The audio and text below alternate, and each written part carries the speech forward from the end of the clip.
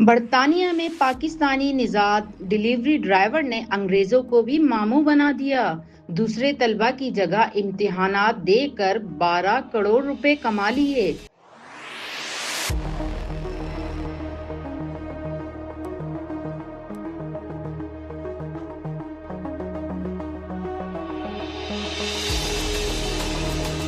بھانڈا پھوٹنے پر 3 سال کے لیے جیل بھیج دیا گیا۔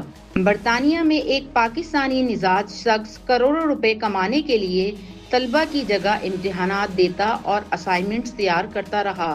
تعلیمی فراڈ کے اس بڑے اسکینڈل کا پردہ فاش ہونے کے بعد عدالت نے ملزم کو 3 سال قید کی سزا سنا دی۔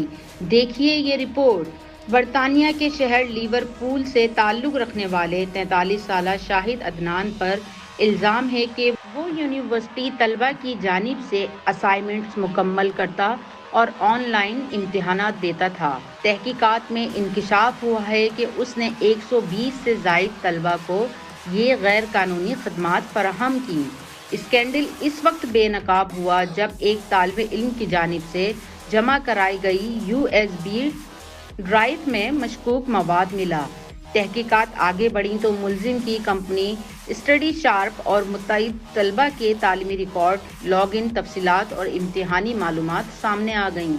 پولیس کے مطابق شاہد عدنان طلبہ کے اکاؤنٹس استعمال کر کے یونیورسٹی سسٹم میں داخل ہوتا، اسائنمنٹس جمع کراتا اور امتحانات بھی دیتا تھا۔ ملزم نے دوران تفتیش ایک طالب علم کا امتحان دینے اور اس کے عوض رقم وصول کرنے کا اعتراف بھی کیا۔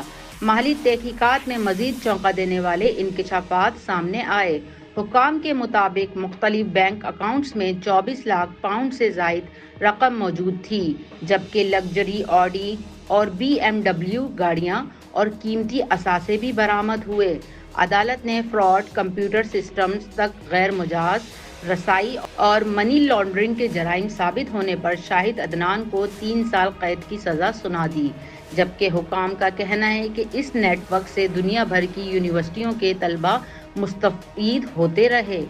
تعلیمی نظام کو دھوکہ دینے والا یہ اسکینڈل برطانیہ میں ہلچل مچا چکا ہے۔